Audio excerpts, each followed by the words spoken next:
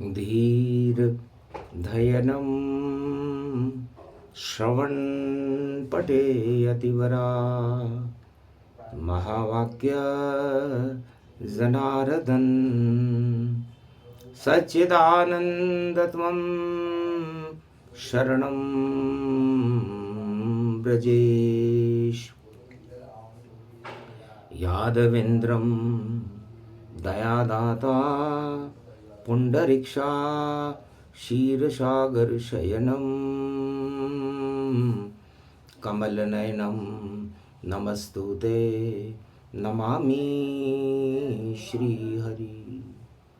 धैर्य से जिसको धारण किया जाता है, कर्णपटुओं से जिनका पान किया जाता है, ऐसे सच्चिदानंद भगवान श्री यादवेंद्र सरकार को मैं नित्य ही चिंतन करता हूँ, नमन करता हूँ। जिनको नमन करने से मंगल आदि मंगल तो हो ही जाते हैं, साथ ही में बहुत बड़ा बल मिलता है मनुष्यों को।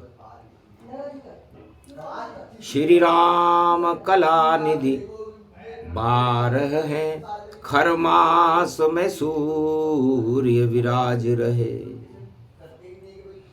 ये योग चल रहा कल युग में, सारे नर नारी उदास रहे।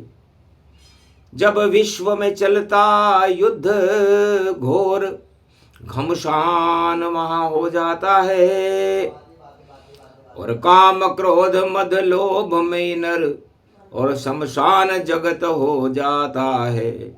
ये कलयुग में भी हो रहा और 2026, और कोई किसी का रक्षक नहीं, रक्षक बने जगदीश। गुरु वशिष्ठ व्यापक गति पावा, दानवता देखी घबरावा।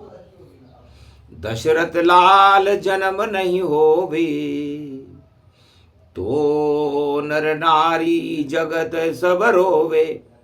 रावण रूप दुराये चारी, लंका राज करे ये भारी। दानवता संदेश सुनावे, और सारे जग में धूम मचावे। त्रेता युग का समय था, उसकी परिणति कलयुग में भी हो रही है। दानवता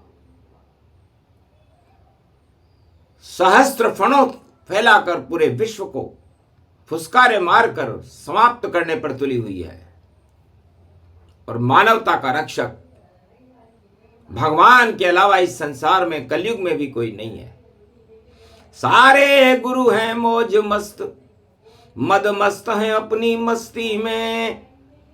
राजा देखो घूम रहे हैं सत्ताओं की बस्ती में। हस्ती सब कुछ बिगड़ गई, और नहीं चाल कोई सस्ती में। और चल रहे राजा चाले अपनी, देखो अपनी मस्ती में। तब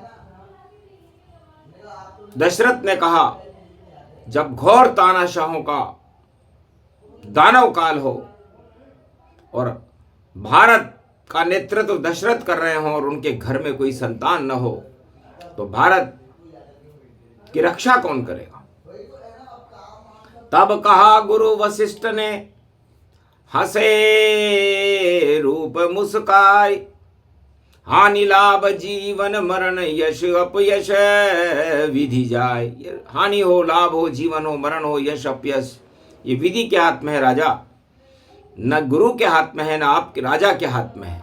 ये सब विधि का विधान है और विधि का संयोग है कि आज आप मेरे आश्रम पर आए हो और पुत्र की कामना लेकर के आए हो, और हनुमान जयंती का पर्व पड़ने वाला है। चतुर्दशी का स्वरूप है। तो 4 चतर भुज विष्णु स्वरूपा, और 4 लाल जन में सुर भूपा। अवध भाग जग जग जग जाई, विष्णु बने राम रघुराई। ब्रह्मा बने भरुत तन रूपा, और शत्रुघ्न है इंद्र स्वरूपा, शेष बने लक्ष्मण गति पावा, चारों लाल अवध जनमावा। इसलिए 4 लाल आपके उत्पन्न होंगे और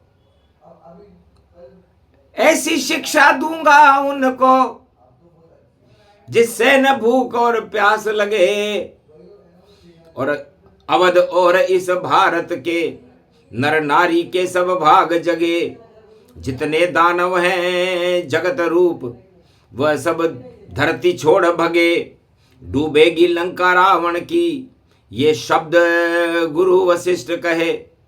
सुनकर दशरथ वशिष्ठ की और हृदय रूप प्रसन्न, चरणों में वंदन करे धन्य गुरु ये वचन। आपके वचन सुनकर मन में बड़ी प्रसन्नता हुई।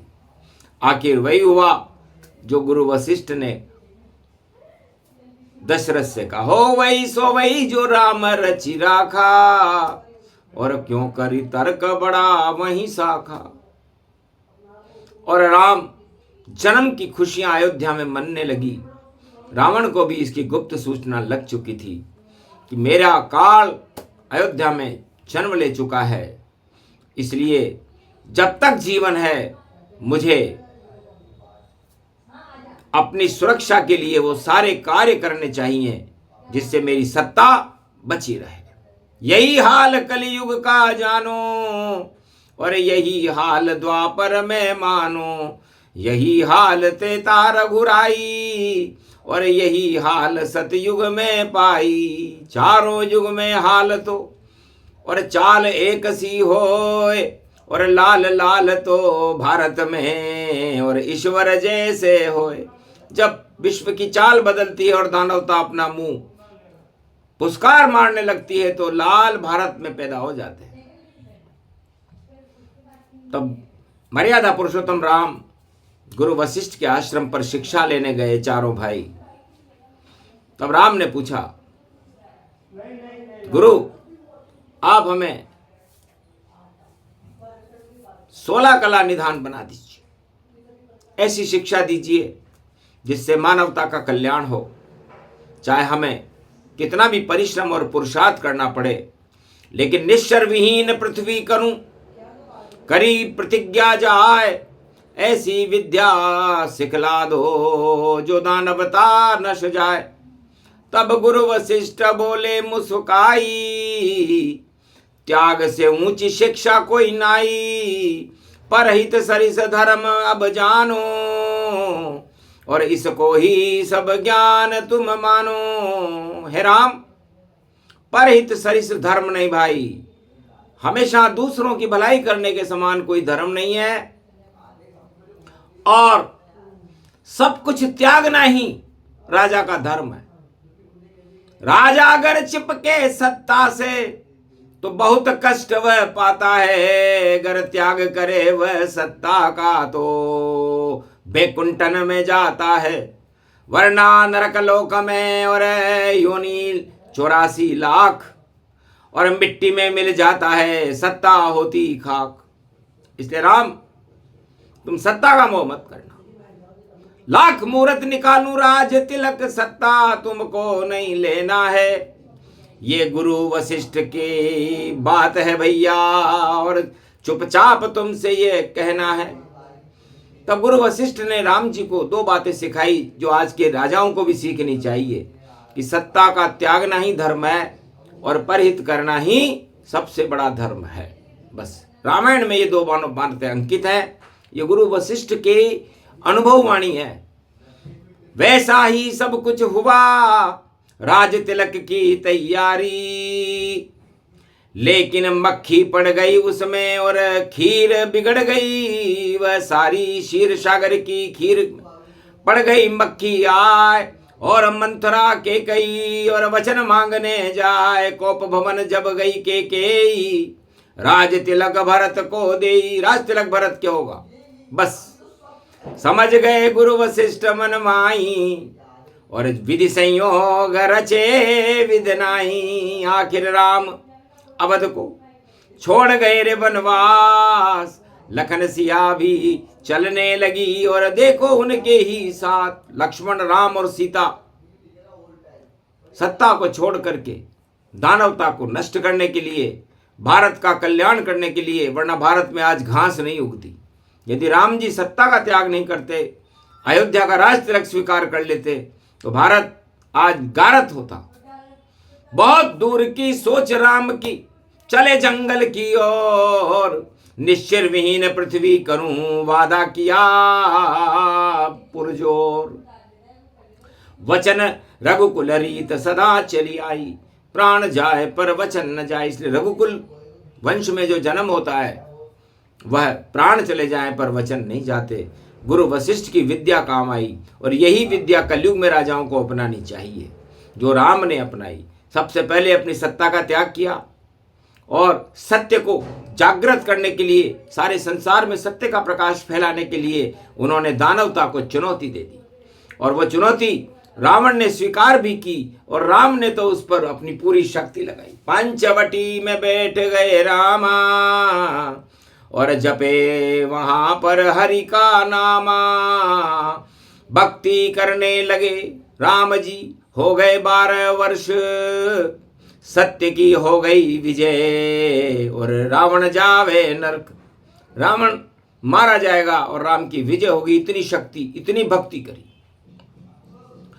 और फिर चुपचाप गमन लंक कीना, और महादेव स्थापित कीना। सत्य का सेतु बांध राम ने, शिव को लिया बुलाए, रामेश्वर स्थापना सागर तट करवाए। सागर तट पर ओम नमः शिवाय, हर हर महादेवाय, पशुपति नीलकंठे लंबोदरे, एकदंतम सर्वत्र विघ्ननाशा, त्रिलोचना चंद्रलीलाट तटदे, त्रिपुंड तिलकम चतुर्भुजम, मुक्तामणि परम प्रसन्न शिव। हर हर महादेवाय नमस्तुते, रामेश्वरम परम बिल्व पत्र रसाय, ओम नमः शिवाय, नमो नमः। हनुमान जयंती को हस्त नक्षत्र में राम जी ने रामेश्वर की स्थापना की, और बैसाख मास में शिव जी का ही महीना होता है बैसाख, तो बैसाख का शुभारंभ हुआ। पूर्णिमा में सत्यनारायण राम बन गए, तो सत्य और नारायण बनकर के सत्य की प्राण प्रतिष्ठा होने के बाद लंका का असत्य, झूठ, राजाओं की नकलीपन और दानवतावाद का समापन समारोह रामेश्वर की स्थापना पर राम ने कर दिया। तो यही सत्य स्थापना वाणी कलयुग पाए। अब तो सत्य ही चलेगा, दानव चलेगा नाय। दानवता हाहाकार विश्व में, कोई बचाने वाला नहीं, इसीलिए राम को बुलवाया, और राम अवतार सत्य मही। इस धरती पर राम जी चमके सूरज जाए, सूर्यवंश में राम की और जय जय वाणी कराए। राम रावण के युद्ध में हो गया जब घमशान, तो सत्य विजय वहां राम हो गए, और हारे रावण तनमान। मर गए रावण और दशानन, 1.25 लाख नाती सब जाए, कोई नहीं बचा रोवन हारा, विभीषण लंका राज चलाए। ऐसी शक्ति व्यापक भक्ति रामचंद्र का हुआ प्रकाश, रामचंद्र की जय जय हो गई, दानवता का हो गया नाश। कलयुग में भी होएगा दानवता का नाश, और सत्य है राम जी भारत करे प्रकाश। और राजाओं की बुद्धि उल्टी उल्टी, उनके सारे काम, सारे राजा इसी विश्व में देखो होने लगे बदनाम। बदनामी का काढ़ा ठीक रात भंडा फूटने वाला है, और ये जो चक्र है सत्ता का वह चक्र टूटने वाला है। दानवता हट जाए जग से, और उसके लिए ये सब किया काम, और जैसी विदना जैसी इच्छा वैसा होता हरि का नाम। तो विजय होएगी राम की, रावण हारे जाए, जितने रावण जगत में, और सत्ता छोड़ के जाए। तो सत्ता है छोड़ने की तैयारी में पूरे विश्व के राजा बैठे हुए हैं, क्योंकि रावण नीति नहीं चले, ये सत्य और गपोड़ी है। असत्य जितना बोले राजा देखो थोड़ी थोड़ी है।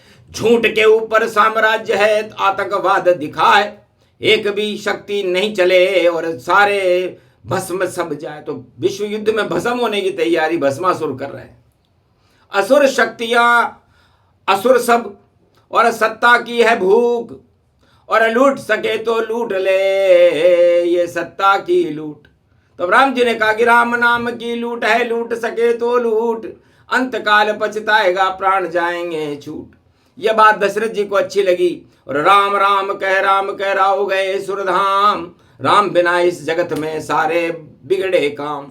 तो राम ही सत्य है, और हमें इस घोर संकट के समय राम के प्रकाश मान करके उनके नामों का सुमरण करना चाहिए, जिससे मानवता में शांति हो और दानवता का समापन समारोह हो जाए। यही इस प्रसंग का उद्देश्य था, जो गुरु वशिष्ठ और राम की शिक्षा जो गुरु वशिष्ठ ने सिखाई, ये योग वशिष्ठ वाणी है। जब योग वशिष्ठ वाणी आने लग जाए तो समझ लो योग भगवान से लगाना चाहिए, सत्ता से नहीं, वरना सत्ता भोग का कारण है और नाशवान इसे मान। अच्छे अच्छे राजा निकल गए, पर जिंदा आज भगवान, आज भी भगवान वही हैं, और कई अरबों राजा निकल गए जिनका नाम निशान लेने वाला कोई नहीं है।